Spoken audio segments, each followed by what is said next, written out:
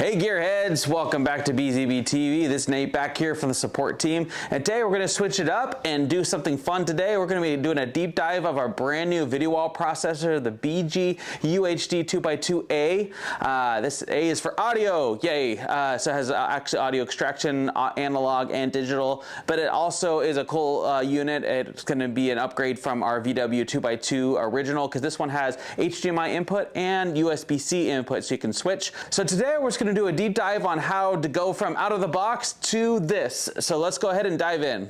As you can see, we have taken everything apart and starting fresh. I took the main things out of the box. You have the unit, we have the power plugged in behind the unit here, and then we have our 4 cables going to the 4 TVs.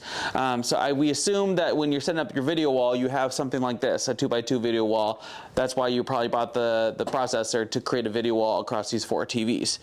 If we're wrong, probably watch another video. First things first, let's go ahead and power on the unit. Just a simple screw power here, plugging it in. So the biggest thing also when you're setting up the unit is making sure you have the TVs matched up to the unit itself. The output's going to each TV. They're specifically for the video wall. It makes it really simple, have the right order. So the standard layout is output 1 usually goes to the top left TV, output 2 goes to the top right, output 3 goes to the bottom left, and then output 4 bottom right. That's kind of the standard for the 2x2, so you don't have to keep moving things around. Because if you get that, if you plug it in and it look like a jigsaw puzzle with all the pieces not in place, that is why. And make sure you label your cables because these aren't labeled. So make sure you label your cables so you know which TV is which.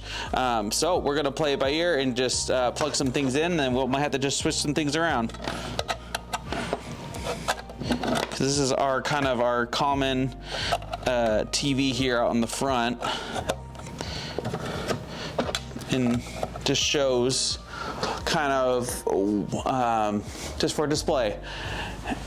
So I have the TVs plugged in. Also, you probably want to plug a source into it. So we're just using just a little media player, HDMI out of the media player, just with a little video on it.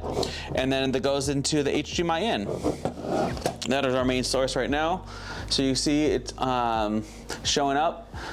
And by default, it actually was left at a 2x2. So I got lucky. I actually just plugged them all in and it all lined up perfectly.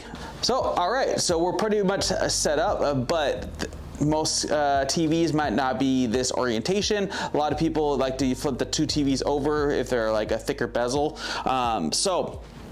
If you need to adjust, let's go through kind of the options you have on the front or using the remote to kind of really dial in to what your setup's gonna look like. There's a lot of options. There's 1x2, 2x1, 1x3, 1x4, and 1x1, which is if you want the same image. I'm just using the remote. Shows the same image on all 4 TVs. So if you have all 4 TVs somewhere else, this is you can act as a splitter, but you bought this to be a video wall. The most common video wall is the 2x2, and which actually is great. On here you have a mode button, which you can filter through all the modes if you want to take the longer route and be very tedious. But on the remote, there's actually the modes have their own individual buttons. So, because this one will just cycle through all the different ones. That's like 1x2 or 2x1 if the TVs are stacked. So let's go ahead and do a 2x2. And there you go. So there is your 2x2, which is a very common layout, and just had the button right here. Next question, what if I have my TVs upside down? Well, on the remote there says output, it says rotation 1, 2, 3, and 4. So you can guess it, if I hit 1, it flips 1 back over. If I hit 2, 2 flips over, 3, and guess what 4 does? Flips 4 over too as well. So there you go, it's really seamless. So I'm gonna flip them back over. Typically it's usually the top 2 TVs that need to be flipped back over because you have those TVs stacked. Why do people flip their TVs over? Because of the bezel. The bezel is the border around the TVs, and you wanna make it look like, because sometimes bezels are thicker, so it kind of spreads the image out, makes it look like not natural. You wanna make it look like how it is right now, like there's like maybe the image is like right behind a bar, but it doesn't get gets stretched out, it looks more natural. So talking about bezel, there's actually some options to fix the bezel. It says H bezel and V bezel. H is horizontal, V is vertical. Let's go to, so I'm gonna go to the furthest bezel option. See how the lettering is kind of, doesn't look natural right there? So let's go ahead and fix that. That's the horizontal. So I'm gonna wait till some lettering comes up. Let's see here. See how it's kind of more natural? It's okay, you're not gonna see that, but I'd rather have it look more natural than actually stretched out. And then same for vertical. If the squares are looking like rectangles, you wanna fix that. There's just some options, usually about 1, 2, 3, or 4 clicks just to fix it, depending on the thickness of your bezel. So this is a great tool just to fix your bezel. Another option is resolution. If you're looking to have a lower resolution, there's a couple options here. There's a 720p, 1080p, 4K, or the XGA. So common is a 4K option, which is already set to. So this is output resolution. It'll recognize your input resolution, but then if you want to set the output resolution, like if you only have 1080p TVs, you can use this to create 1080p. Now it says 4K 60 coming in at 4K 60, but the output resolution is 1080p. I assume if you're using TVs like these, most of them are 4K, 4K at 60, 4K at 30. So pretty common is the 4K, and it looks a lot better as well, especially up close if you're looking to get that nice crisp 4K image. Also, if you don't have the remote nearby, there is a resolution button there. You can cycle through it as well, but use the remote. It's a lot easier. You don't want the tedious push and go through them, and you're calling us all frustrated because you have to push a button. So use the remote, please. Thank you. Like I mentioned earlier, this actually has USB-C input as well. So if you have any device like a Mac or some of the newer Android or iPhone that supports USB-C out, you actually can use that as another source to display, switch between the HDMI and USB-C. It has to support the DisplayPort alternate mode. So when connecting your USB-C device, you want to make sure you use a supported USB-C cable. As you know, most USB-C cables are not created equal. Some are just for data transfer, and then some are for video transfer. We're using our special cable. This is a 20 gig 100 watt USB-C cable for high speed. Highly recommend this cable. So you can't just grab just a normal USB-C cable for data transfer. You want one that supports video transfer.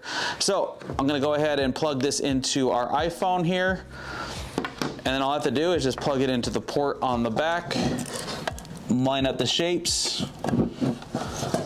It's plugged in, and then you can either switch on the remote or on the front here where it says USB-C. I'm gonna switch it over and unlock the phone, and there you go. Now you have your phone. And so if you want to show some photos, I don't want to reveal anything. Let's see here. Oh, here's a random photo of our video wall. See, you can turn your phone to show vertical or horizontal. If you're looking to show your iPhone, you can do that as well. But then you can easily just switch right back on HDMI, and boom, there it is. So you have more options now. So it's kind of like a two-in-one video wall switcher. You got HDMI or USB-C, because more devices like Mac or iPhone are more supported by the USB-C. So lastly, we're gonna jump into a new section that we thought would be very helpful, is answering some frequent asked questions or troubleshooting issues that people have come across with the video wall processor. So technically, yes, you can use most TVs on the market. We highly recommend more commercial grade video wall TVs with a super thin bezel, but depending on budget, I know a lot of people like to get the consumer grade TVs, and that's what's great is about the rotating the TVs, because like I mentioned before, you're gonna, if it has a thicker bezel, you wanna rotate the TV so it's a little thinner, but also that's why this is great supported for that, especially for consumer environments where you can just flip the TVs back over and use the button to line it up. So if your TVs are still image is still cut off after using a bezel correction, typically the answer is to fix the TVs themselves. What we've kind of found is you want to make sure all the TVs are set at the same aspect ratio, maybe 16:9, but also the really best common setting is fit to screen, so it fills it out. We've seen it before where like the TVs are like zoomed in a little bit, or kind of set at different ratios, and they think it's the bezel, but actually it's like the TV's still kind of, I guess, sucked into the middle of the TVs. It's typically the TVs themselves that need to be adjusted. So I would check your settings on each individual TVs, make sure they're all matching, and set to fit to screen or something along those lines. So if you have a source that's plugged in on, ready to go, and it's plugged in and you're still not showing it up, I would first check what resolution it's outputting. Typically maybe like a computer or laptop or any sort of PC might be set to a different resolution, 720, 1080p. Maybe it's set at a random resolution. I'd first check that. Secondly, I would try another source. This is a great common troubleshooting just tip. Obviously that's the second source is not what you're trying to intend to use, but typically we've found if you try a different source and it's working, shows that the process is working fine, that maybe there's a setting that needs to be adjusted on your initial source. Also, if you're using like a cable box or a Roku stick or anything like that, definitely check the resolutions on those and the supported resolution. Sometimes maybe the HDR needs to be turned on or off, or the color or anything, you mean the frame rate. I know those are a little more particular on the output, so I would check that. Actually, a laptop and PC is a great testing tool to make sure that the unit's working properly, and then it's typically maybe the cable box or some sort of streaming device stick that needs to be adjusted. So hopefully that was very helpful for you on how to set up your brand new video wall processor, your 2x2, and hopefully I covered a lot of your installation issues, speed bumps, whatever it may be, or answer any of your questions that you might have with your initial setup. If we didn't cover any of your questions, or if you're having any more trouble, hit us up at support. We'd love to hear from you, or leave them in the comments below and see how we can help you. And yeah, and as always, reach out to any of our sales associates and see how this would be a great fit for your environment. And as always, don't forget to like and subscribe to videos like these so you'll be notified when more videos like these come out. And of course, have a great day.